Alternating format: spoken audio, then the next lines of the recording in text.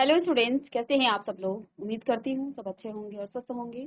मैं Meena Rana ICT virtual class में आपका स्वागत करती हूँ। स्टूडेंट्स, हम पढ़ रहे हैं क्लास 7 की हिंदी व्याकरण में हम संधि पढ़ रहे थे और प्रीवियस लेक्चर में हमने व्यंजन संधि स्टार्ट किया था। इसमें हमने व्यंजन संधि के प्रकार पढ़े और कुछ नियम पढ़े थे तो के, और इसी को हम आगे कंटिन्यू करेंगे। देखिए, यहाँ पर व्यंजन संधि के कुछ नियम थे, जिसमें पहला नियम है वर्ग के पहले वर्ण का तीसरे वर्ण में परिवर्तन। किसी भी वर्ग का पहले वर्ण का तीसरे वर्ग में जो है, किस तीसरे वर्ण में किस प्रकार से आप परिवर्तन करते हैं, ये हमने नियम पढ़ा। जैसे आपका क वर्ग के ये सभी क्या हैं, वर्ण हैं। ये क वर्ग है और इसके ये 5 वर्ण हैं, सभी जानते हैं 5 आपके वर्ग हैं और पांचों में आपके क्या हैं, 5 आपके वर्ण हैं। तो देखिए, क वर्ग का ये पहला, दूसरा, तीसरा, चौथा, पांचवा। तो पहले वर्ण का आप तीसरे वर्ण में किस प्रकार से परिवर्तन करते हैं, ये हमने यहाँ पर पढ़ा। इसके बाद दूसरा नियम हमने पढ़ा ख में, वर्ग के पहले वर्ण का पांचवें वर्ण में किस प्रकार से परिवर्तन किया जाता है। अर्थात आपके पास पहला वर्ण होगा और अब हम तीसरे में नहीं बल्कि पांचवें में इसका परिवर्तन करते हैं। इसका भी हमने नियम पढ़ा था। तो नियम क्या था कि अगर प्रथम वर्ण के बाद आपका क्या आ जाए, आपका म या न आ जाए, तो फिर वो पांचवें, उसी वर्ग के पांचवें वर्ण में परिवर्तित हो जाता है। ठीक है ना, ये हमने प्रीवियस लेक्चर में पढ़ चुके हैं।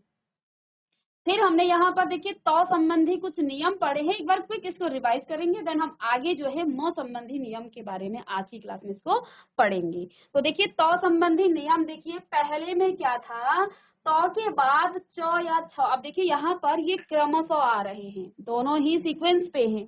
ठीक है, एक के बाद एक च या छ आए तो का च, अब ये हलंत के साथ है। ठीक है, मैं इसका उच्चारण कर रही हूँ, क्यों, हालांकि हम इसका उच्चारण नहीं कर सकते हैं, लेकिन मैं इसका उच्चारण करने के लिए अ की मदद लूंगी, क्योंकि बिना स्वर की मदद के मैं इसका उच्चारण नहीं कर पाऊंगी। ठीक है ना, अब मुझे बोलना है तो कुछ किसी न किसी स्वर का मैं उच्चारण, हालांकि इसका प्रयोग यहाँ पर नहीं हुआ है, हलंत के साथ कहूंगी मैं। ठीक है, तो अब देखिए, तो के बाद यदि च और या फिर छ आ जाए तो उस आधा तो का, यानी कि जो हलंत के साथ तो है, उस तो का च हो जाता है। ठीक है, ऐसे ही जब तो के बाद ज और झ, देखो एक साथ आता है, च छ, च के बाद छ, ज झ, ये दोनों आ जाए तो हमेशा पहले ही वर्ण आएगा। देखिए यहाँ च आया है हलंत के साथ, नीचे वाले दूसरे नियम में देखिए यहाँ पर ज आएगा, वो भी हलंत के साथ।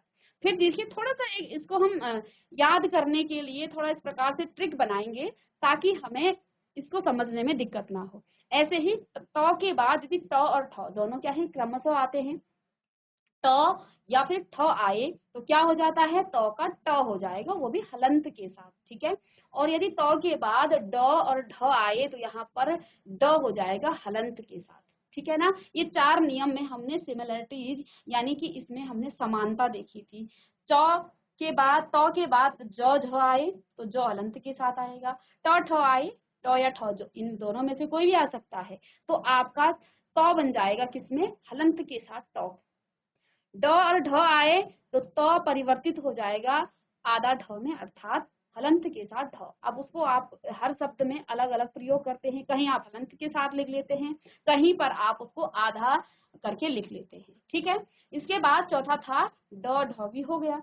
पांचवा नियम क्या है, अब इसके उदाहरण हमने कल की क्लास में आपको बता दिए हैं। यहाँ पर देखो, तो के बाद जो आया है तो फिर इसका परिवर्तन किसमें, यहाँ नहीं देखना, इसका परिवर्तन जो हलंत के साथ आएगा। इसके बाद तो के बाद ट आया है तो ट या ठ दोनों में से कोई भी आए, ट आधा आएगा या हलंत के साथ। अब उस शब्द के अकॉर्डिंग उसको आप परिवर्तित करेंगे, तो यहाँ ट जो है हलंत के साथ आया है। ट के बाद यहाँ पर ड या ढ आए तो ट आया है और ड आया है, तो देखो ये हलंत के साथ आ जाएगा। देखो इस प्रकार से परिवर्तित हो रहे हैं शब्द। ठीक है, पांचवा नियम क्या था, तो के बाद अब ल आए, एक ही शब्द है यहाँ पर, इससे पहले नियम में दो शब्द थे और वो भी सीक्वेंस पर क्रमशः, च छ, ज झ, ट ठ, ड ढ।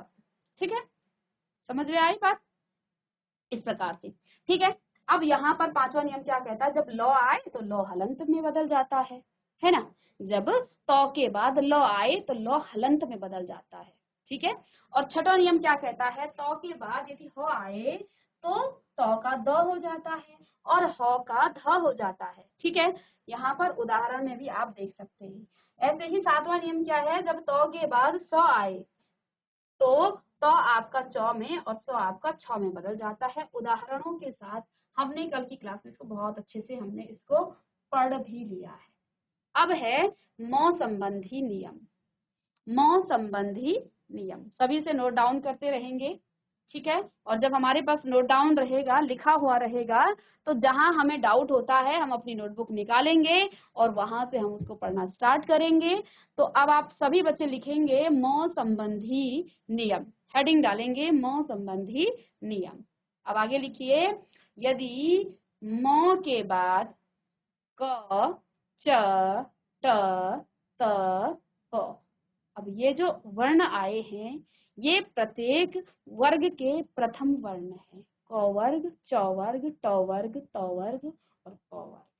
ठीक है, यदि म के बाद, अभी हमने त के भी 7 नियम पढ़े हैं, जिसमें हमने 4 नियमों में क्या देखा, सिमिलरिटीज हैं, एक रूपता है। किस प्रकार से, अभी क्या आया था, ट ठ आए, ड ढ आए, ज झ आए, तो इस प्रकार से जो है पहला जो वर्ण था उस पर हम हलंत के साथ उसमें परिवर्तित कर रहे थे, किसको, त को।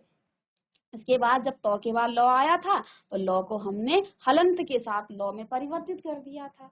इसके बाद 2 नियम इस प्रकार से थे कि त के बाद ह आए तो त का द हो जा रहा था और ह का ध हो जा रहा था, दोनों ही हलंत के साथ।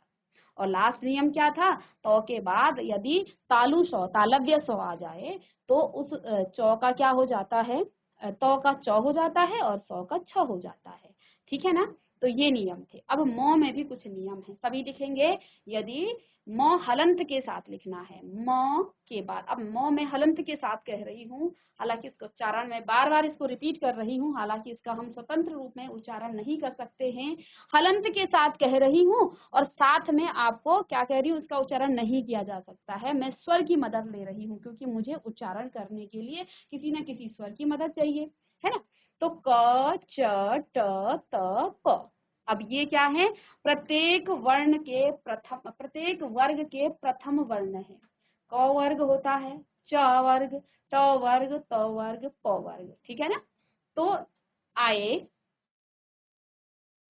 तो म के स्थान पर उसी वर्ग का, यदि क्या आ जाए, यदि क्या आए, म के बाद क च, यानी कि म के बाद जो हलंत वाला म है, म के बाद आपका प्रथम वर्ण का वर्ग के प्रथम वर्ण आ जाए तो म के स्थान पर उसी वर्ग का पांचवा वर्ण अनुस्वार हो जाता है। उसी वर्ग का पांचवा वर्ण क्या हो जाता है, अनुस्वार हो जाता है। ठीक है, अनुस्वार क्या होता है, जिसमें इस तरह से एक बिंदी लगी होती है, एक यहाँ से ऊपर, जैसे हम अंक की मात्रा लगाते हैं ऐसे। अब जैसे यहाँ पर म देखिए, म के बाद क आया है, कहा था ना को आई, तो क्या हो जाता है, हमने क्या किया, इसने इन दोनों के मेल से, जैसे यहाँ पर सम धन कल्प, संधि इन दोनों के बीच की होती है। क्या कहा, इसके बाद जब क आता है तो वो क्या होता है, उसी वर्ग का पांचवा वर्ण जो है अनुस्वार हो जाता है, अर्थात इस पर आप क्या लगा देंगे, अंक की मात्रा अनुसार सं। अब यहाँ पर क्या है, सॉरी इसको हम मिटाएंगे,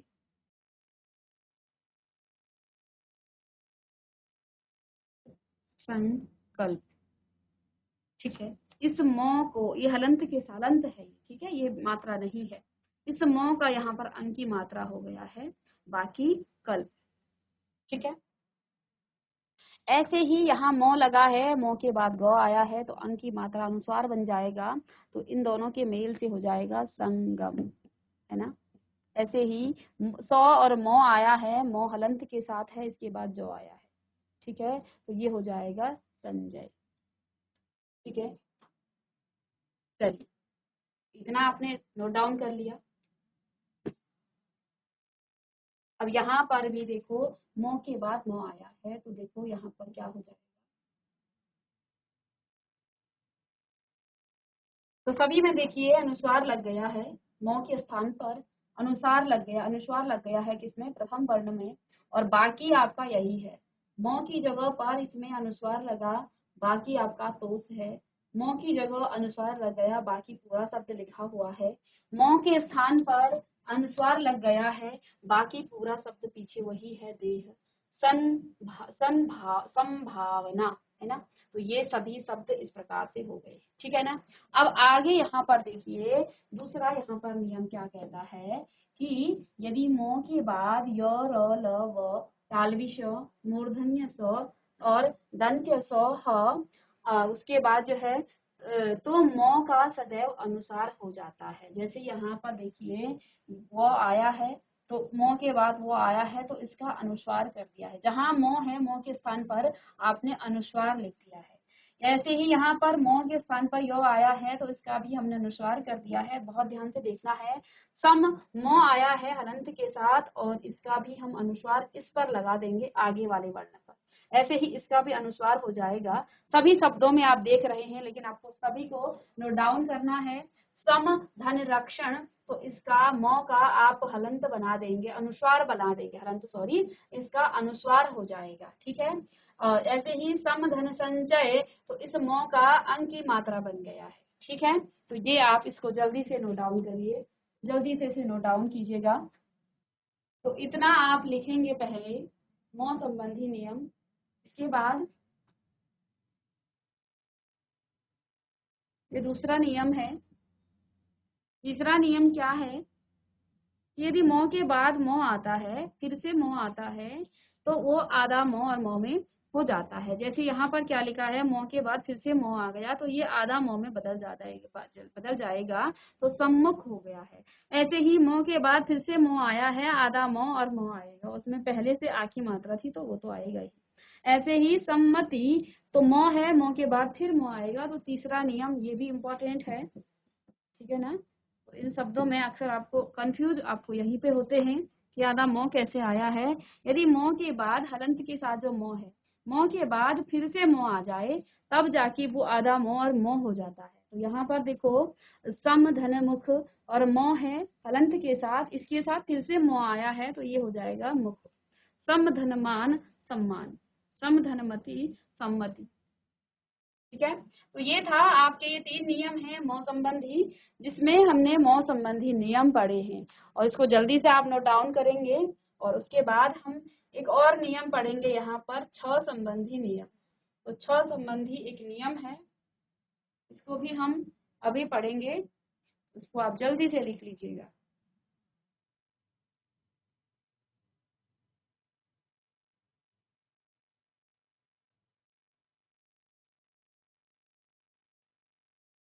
तो एक बार फिर से इसको बताएंगे कि अभी हमने मौ संबंधी नियम पढ़ा है। मौ का जो नियम है यहाँ पर क्या कहा है, देखो मौ के बाद यहाँ पर मौ का हमने क्या कर दिया है, अनुस्वार बना दिया है। जो आधा मौ है उसका अनुस्वार बन गया है, ठीक है। और यदि मौ के बाद योर और लॉ और इस प्रकार से जो शब्द आते हैं उनका भी हम क्या कर देते हैं, तो मौ का आप सदैव ही अनुस्वार बना देंगे, ठीक है ना। यदि मौ के बाद मौ आए तो तब आप आधा मौ और मौ हो जाता है। तो यहाँ पर आप देख पा रहे हैं उदाहरणों में भी कि मौ के बाद मौ आया है तो आधा मौ और ऊ की मात्रा तो थी ही, तो आधा मौ और मौ आप इसको लिख लेंगे। अब यहाँ पर आगे नेक्स्ट है छ संबंधी नियम, हेडिंग डालेंगे छ संबंधी नियम। सभी बच्चे छ संबंधी नियम जरूर इसको नोट डाउन कीजिएगा ताकि हम याद रखें चीजों को, और कभी भूल भी गए तो फिर उसको हम एक बार पलट के देखेंगे तो हमें रिवाइज हो जाएगा, हमें फिर से उसको हम रिवाइज कर लेंगे, हमें फिर से याद आ जाएगा। यदि किसी स्वर के बाद, क्योंकि चीजों को हम भूल जाते हैं और जब तक हम रिविजन ना करें तो चीजें हम भूल जाते हैं, और उसको जब हम बार बार रिवाइज करते हैं तो वो फिर हम उसे कभी नहीं भूलते हैं ना। तो यहाँ पर देखिए छ संबंधी नियम, यदि किसी स्वर के बाद छ वर्ण आए, इसके बाद किसी स्वर के बाद छ वर्ण आए तो छ से पहले च आ जाता है, ठीक है। छ से पहले क्या आ जाता है, च आ जाता है, ठीक है। जैसे यहाँ पर देखिए स्व धन छंद, स्व धन छंद, अब आप देख पा रहे हैं स्व स्व में अ का स्वर आ रहा है, अर्थात यहाँ पर छ से पहले कोई भी स्वर आए, यदि किसी स्वर के बाद छ आ जाए, यहाँ स्वर देख रहे हैं, स्व में अ का स्वर आ रहा है ना, स्व, इसमें अ का उच्चारण आ रहा है, अ आता है। अब इसके बाद क्या आया है, छ आया है, तो तब क्या हो जाता है, छ से पहले आप इस प्रकार से च हलंत के साथ अर्थात आधा च लिखेंगे। ऐसे ही अनु, नु, छोटी ऊ की मात्रा लगी है, स्वर के बाद से छेद आया है, छ आया है, अर्थात फिर से आपको आधा च लिखना है, ठीक है ना। आधन छादन, तो यहाँ पर भी आप देख पा रहे हैं स्वर के बाद छ आया है, ठीक है। तो इस नियम को भी आप बहुत ध्यान से लिखिए, समझिए और फिर इसको आप पढ़िए। छ संबंधी नियम क्या है, स्वर के बाद जब छ आए तो फिर इसका संधि कैसे होती है, छ से पहले आप आधा चौ लगा देंगे या हलंत के साथ चौ लगा देंगे, जिस भी शब्द में जिस प्रकार से भी प्रयोग होता है, ठीक है। तो इन 3 उदाहरणों को भी लिख लेंगे।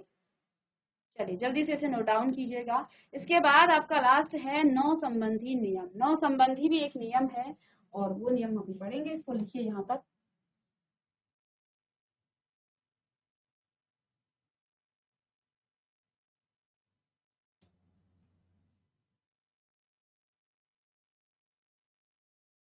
चलिए इसके बाद है नौ संबंधी नियम। अब क्या कहा गया है यहाँ पर नौ संबंधी नियम में, कि यदि री र या स के बाद न हो तो अणो हो जाता है।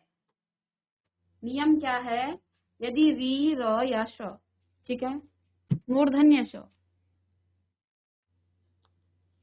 इसके बाद न हो तो वो आपका अणो हो जाता है। इन्हीं शब्दों में डिफिकल्टी आती है, बाकी जो हमने पहले स्वर संधि पढ़ी वो तो आप एक बार पढ़ेंगे तो आपको आ जाएगा, लेकिन व्यंजन संधि में आपको बहुत चीजों का ध्यान रखना पड़ता है, ठीक है ना।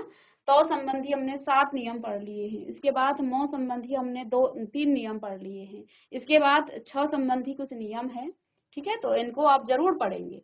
इसके बाद देखिए यदि री र या श के बाद क्या आ जाता है, नो हो तो नो का अणो हो जाता है। यही चीजें हमें समझ में नहीं आती हैं, जैसे परिधन नाम, ठीक है, परिधन नाम। अब कई बार इसका संधि विच्छेद करने को आ जाता है तो फिर हम क्या देखते हैं, परिधम राम देखते हैं, लेकिन जब ऐसा होता ही नहीं है ना, तो ये नियम वहां पर भी आपको बहुत ज्यादा काम आते हैं। देखिए इसका परि री र के बाद क्या आया है, न आया है, ठीक है, तो इसका क्या हो जाता है, ड़, ठीक है। तो संधि विच्छेद करने में ही डिफिकल्टी आएगी यहाँ पर। राम धन आयन, म के बाद राम धन आयन, ठीक है, यहाँ पर क्या हो गया है, रामायण। अब यहाँ पर क्या आया है, अब यहाँ पर देखिए कुछ क्या लिखा है, चौवर, याद याद रखिए इसे, यहाँ पर कुछ च वर्ग, ट वर्ग, त वर्ग और स और श आने पर नौ का अणो नहीं होता है, ठीक है ना। तो ये चीजें भी हमें ध्यान रखनी है। तो इसी के साथ आपका जो व्यंजन संधि है वो आपका समाप्त हो गया है, वो हमने पूरा पढ़ लिया है। अब आगे पढ़ेंगे विसर्ग संधि। संधि के 3 भेद पढ़े, स्वर संधि, व्यंजन संधि, और स्वर संधि के भी हमने 5 भेद पढ़े और व्यंजन संधि के बारे में भी हमने जाना। आइए विसर्ग संधि हेडिंग डालेंगे और विसर्ग संधि लिखेंगे, विसर्ग संधि। चलिए सभी विसर्ग संधि हेडिंग डालेंगे और विसर्ग संधि आप लोग लिखेंगे।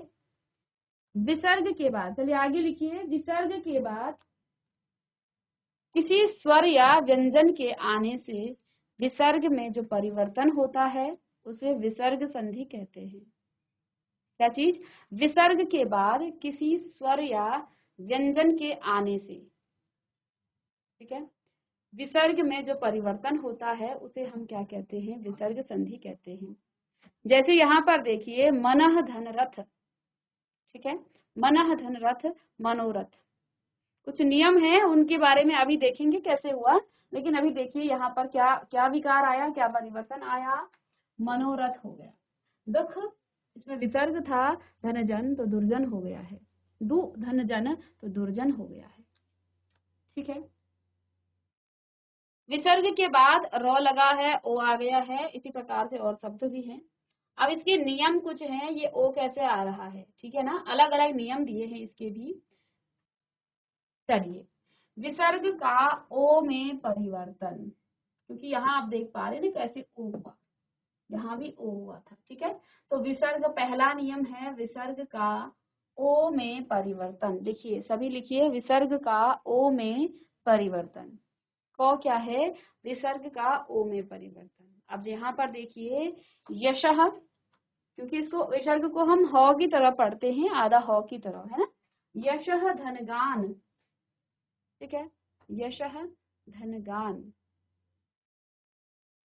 तो यहाँ पर आप देख पा रहे हैं यशोगान, इस शह और गान से क्या हो गया है, यशोगान, ठीक है। तो ये शह किस में बदल गया है, ओ में बदल गया, ओ की मात्रा में बदल गया है। मनः धन रंजन, तो ये भी किस में बदल गया है, ओ की मात्रा में, है ना।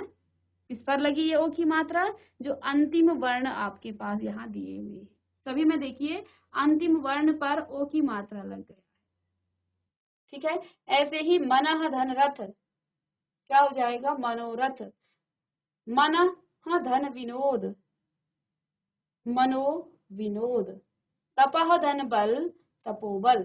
मनः धन हर, मनोहर। तो यहाँ आप देख पा रहे हैं, जो प्रथम शब्द का अंतिम वर्ण है उसी में हम ओ की मात्रा लगा रहे हैं, ठीक है ना। प्रथम शब्द के अंतिम वर्ण में हम ओ की मात्रा लगा रहे हैं, ठीक है ना। तो यहाँ क्या हुआ, विसर्ग का ओ में परिवर्तन हो गया है, ठीक है। तो इन शब्दों को लिखिएगा। जो विसर्ग था, विसर्ग को हटा करके हमने ओ की मात्रा लगा दिया। जहां विसर्ग है उसी शब्द में, जिस शब्द में विसर्ग लगा है उसी में हमने ओ की मात्रा लगा दी। दूसरा नियम क्या है, विसर्ग का र में परिवर्तन। अब ये र आधा है हलंत के साथ, विसर्ग का र में परिवर्तन। नि धन धन, है ना, नि धन, ये धन भी लिखा है। अब इस नि का हमने र में परिवर्तन किया, जो कि यहाँ लगा है, उच्चारण पहले होता है, तो निर्धन, निधन भय, ऐसे ही निर्भय, ये र ऊपर लग गया। और जानते हैं ना आप, अलग अलग प्रकार से प्रयोग होते हैं र। दो धन बुद्धि, तो ये भी आपका र में परिवर्तित हो गया, दुर्बुद्धि। आशीर धनबाद, तो आशीर, अब ऊपर से शीर, उसके बाद र का उच्चारण पहले होगा, र लगा दिया, किसकी जगह पर, इस हलंत की जगह पर। पुनः धन जन्म, तो पुनर्जन्म, ठीक है। दो धन गुण, ऐसे ही यहाँ पर भी आपका रो लग गया है। तीसरा नियम है विसर्ग का सौ में परिवर्तन, साथ साथ लिखते रहेंगे, ठीक है। तो यहाँ पर देखिए, शौ भी इसका हलंत के साथ है, यानी कि आधा शौ। नि धन चय, तो निश्चय, नि धन चल, निश्चल। ऐसे ही दुह निह, ये निह है, क्योंकि हलंत आया है, हलंत को ह की तरह उच्चारित किया जाता है। दुह धन चरित्र, तो दुष्चरित्र। शासन, दु धन शासन, दुह धन शासन, तो ये हो जाएगा दुशासन। ऐसे ही निह धन छल, तो आपका निश्चल। हरि धन चंद्र, तो यहाँ पर हरिश्चंद्र। इस प्रकार से आपका किसमें, अदशौ में इसका परिवर्तन हुआ है। आगे यहाँ पर देखिए, घ में विसर्ग का सौ में परिवर्तन, ये नियम है विसर्ग का सौ में परिवर्तन। तो देखिए, नि धन संतान, तो यहाँ पर आधा सौ में हमने इसका परिवर्तन कर विसर्ग का। अब यहाँ पर आपका तालु के बाद क्या आती है, मूर्धन्य श, मूर्धन्य श में परिवर्तन, लेकिन ये आधा है, तो धनु धन, देखिए यहाँ आधा श में इसका परिवर्तन हो गया है ना। धनुष टंकार। दुह धन कर्म, तो दुष्कर्म, हलंत की जगह, विसर्ग की जगह हमने आधा श लगा दिया है।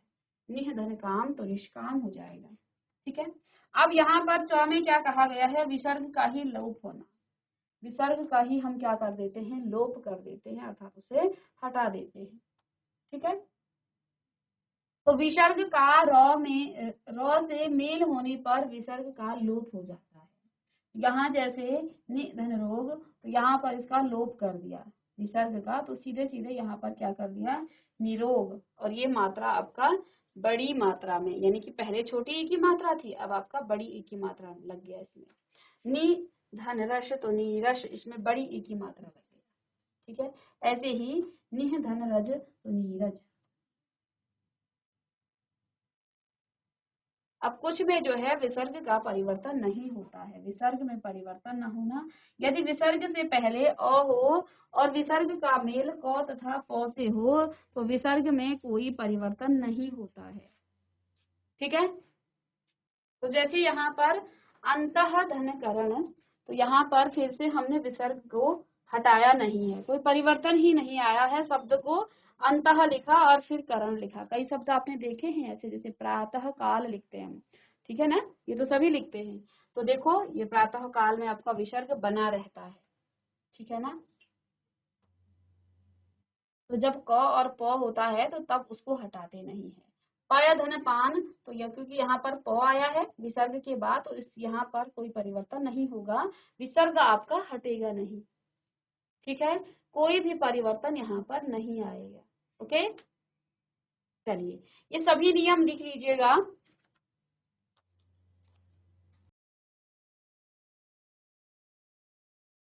तो चलिए इसी के साथ यहाँ पर हमने जो आपका संधि का चैप्टर है वो हमने पूरा कंप्लीट कर दिया है। अब इसमें हमने क्या क्या पढ़ा वो चीजें हम थोड़ा सा दोहराएंगे। दो वर्णों के परस्पर मेल से उसके मेल रूप में होने वाले परिवर्तन को संधि कहते हैं। जिन्होंने नहीं लिखा है वो इसको लिख लेगा।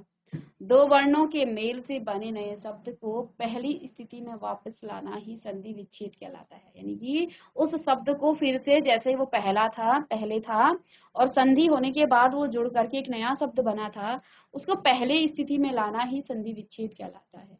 संधि के 3 भेद आपको बताए थे, स्वर संधि, व्यंजन संधि, विसर्ग संधि।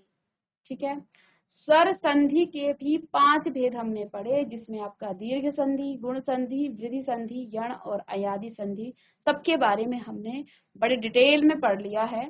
ठीक है, और साथ ही साथ हर क्लास में हम उसको रिवाइज करते आ रहे हैं। व्यंजन संधि में होने वाला मेल 3 प्रकार का होता है। किस प्रकार का? व्यंजन का स्वर से हो सकता है, यानी कि पहले व्यंजन का स्वर के साथ मेल हो सकता है, स्वर का व्यंजन से हो सकता है, या फिर व्यंजन का व्यंजन से हो सकता है। अर्थात जैसे स्वर संधि में सिर्फ 2 स्वरों के बीच मेल होता था, ऐसे ही यहाँ पर कम से कम एक व्यंजन आपका होना ही चाहिए व्यंजन संधि में। विसर्ग संधि के बाद किसी स्वर या व्यंजन में आने से जो है विसर्ग में जो परिवर्तन होता है उसे विसर्ग संधि कहा जाता है। ये सभी चीजें हमने पढ़ी हैं, साथ साथ इनके उदाहरण हमने जाने हैं। ठीक है, अब यहाँ कुछ बहुविकल्पीय प्रश्न हैं, इन प्रश्नों को मैं पढ़ रही हूँ और आप इन प्रश्नों के उत्तर घर से करके लाएंगे। ठीक है, तो देखिए दिए गए प्रश्नों के उत्तर के सामने आपको सही चिन्ह लगाना है। पहला प्रश्न है आपका कि व्यंजन का व्यंजन से और व्यंजन का स्वर से तथा स्वर का व्यंजन से मेल होने पर कौन सी संधि होना संभव है। ठीक है, कौन सी संधि होना संभव है। चलिए जल्दी से इसका आंसर कीजिए और इसको नोट डाउन कीजिए। कल की क्लास में इसके बहुविकल्पी प्रश्नों के उत्तर पूछे जाएंगे। ठीक है, यदि यहाँ पर आज भी कोई उत्तर देना चाहता है तो व्यंजन का व्यंजन से, बहुत ही इजी है, अभी हम पढ़ के भी आ गए हैं, रिवाइज भी हमने कर लिया है। व्यंजन का व्यंजन के साथ, स्वर का व्यंजन का स्वर के साथ और स्वर का व्यंजन के साथ जो मेल होता है उसमें कौन सी संधि होना संभव है। पहला विसर्ग संधि, दूसरा स्वर संधि, तीसरा आपका वृद्धि संधि, या चौथा आपका व्यंजन संधि। चलिए इसका आंसर आप करके लाएंगे। ठीक है, ख है तो के बाद च या छ आता है, तो के बाद च या छ आता है तो का क्या हो जाता है। अभी अभी मैंने आपको रिवीजन करा के बताया था, जो 4 नियम बताए थे ना तो के शुरुआत में, जिनमें सिमिलरिटीज थी, जिसमें क्रमशः शब्दों को, वर्णों को हम क्या कर रहे थे, उनमें परिवर्तन आ रहा था। तो के बाद जब च या छ आ जाता है, ट या ठ आ जाता है, ड या ठ आ जाता है, तो किस प्रकार का परिवर्तन होता है। क्या वो ज हो जाएगा, वो भी हलंत के साथ, क्या वो च हो जाएगा हलंत के साथ, या फिर द हो जाएगा, या फिर छ हो जाएगा। अब इसमें आप देखिए कौन सा सही आंसर है। गौ है, यदि ह्रस्व या दीर्घ स्वर के बाद अन्य ह्रस्व या दीर्घ स्वर आ जाए तो दोनों के मेल से कौन सा स्वर बनता है? सभी जानते हैं कौन सा आता है, आपको पता ही है, ठीक है ना। तो हम यहाँ पर संधि के बारे में पढ़ रहे हैं, ठीक है। तो कौन सी नियम है, आपने जो पहला दीर्घ संधि थी वहां पर आपने पढ़ा था, इतना मैंने आपको हिंट दे दिया है। राजेंद्र शब्द के संधि विच्छेद का कौन सा रूप बिल्कुल सही है? अब यहाँ पर आप देख पा रहे हैं एक ही मात्रा आई है, राज धन इंद्र, ठीक है। राजा धन इंद्र या फिर राजा धन इंद्र या इनमें से कोई नहीं, कौन सा सही होगा ये आप जानते हैं, ठीक है। इतना हिंट दे दिया है कि यहाँ एक ही मात्रा है। अब मैंने आपको शब्दों के साथ भी बताया था कि आपको ऐसे प्रश्न भी पूछे जाते हैं कि राजेंद्र में शब्द में कौन सी संधि विच्छेद कौन सा बिल्कुल सही है, ठीक है। अब आप लगा सकते हैं क्योंकि उसमें एक ही मात्रा आई है, ठीक है ना। नियम को समझेंगे और आपने नोट डाउन किया है तो वहां से भी आप हिंट ले सकते हैं। सुधन अस्थि की संधि है, ठीक है। सुअस्थि, सुस्ति, स्वास्थि और सुआस्थि, इन चारों में से कौन सा इसका संधि है? चलिए अब आपको यहाँ पर क्या करना है, सही संधि विच्छेद के सामने चिन्ह लगाना है।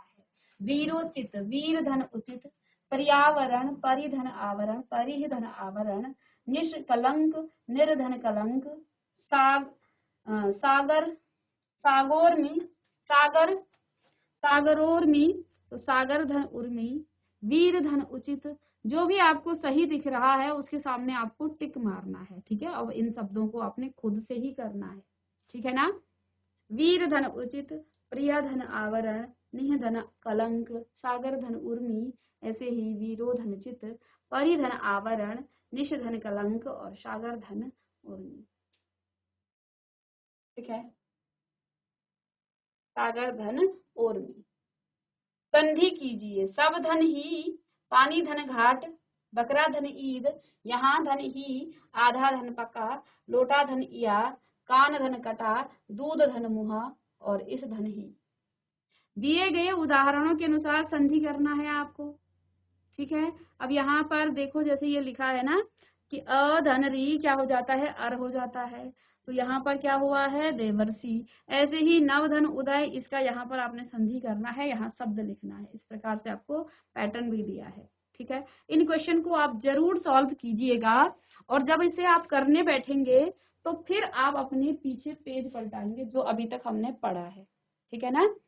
ऐसे ही संधि विच्छेद कर संधि का नाम लिखना है। नायक का आप पहले संधि विच्छेद करेंगे, किस प्रकार से करेंगे, और फिर यहाँ पर इसका आपने क्या लिखना है, नाम भी लिखना है, ठीक है। इसी प्रकार से जल्दी से नोट डाउन कीजिए। प्रश्न नंबर 6 है, संधि करके संधि का नाम लिखना है। यहाँ पर भी स्वधन अर्थ, निधन, कपट, इन शब्दों को भी आपने लिखना है। साथ ही साथ यहाँ पर कुछ प्रश्नों के उत्तर हैं तो इनको भी आप करेंगे, लेकिन इनको जरूर कीजिएगा, ठीक है। इसे नोट डाउन कर लीजिएगा जल्दी से।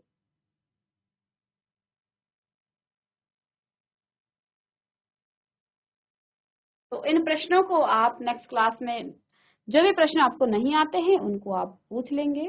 बाकी अभी आपको सारा कुछ पढ़ा दिया है और आप जरूर आप इसको प्रैक्टिस कीजिए। बिना प्रैक्टिस के आपका ये संधि जो है आपको नहीं आ पाएगा, क्योंकि बहुत चीजें हैं, बहुत नियम हैं, लेकिन प्रश्नों की जब आप प्रैक्टिस करेंगे तो फिर आपका सब क्लियर हो जाएगा, ठीक है। इसी के साथ आज की क्लास में हमने संधि का जो चैप्टर है, चैप्टर कह सकते हैं, टॉपिक कह सकते हैं, जो आपका ये जो है आज कंप्लीट हो गया है। अब नेक्स्ट क्लास में हम कुछ और लेके आएंगे व्याकरण में या हिंदी, आपकी जो भी गद्य खंड या पद्य खंड से। तो मिलते हैं नेक्स्ट लेक्चर में, तब तक के लिए thank you and have a nice day.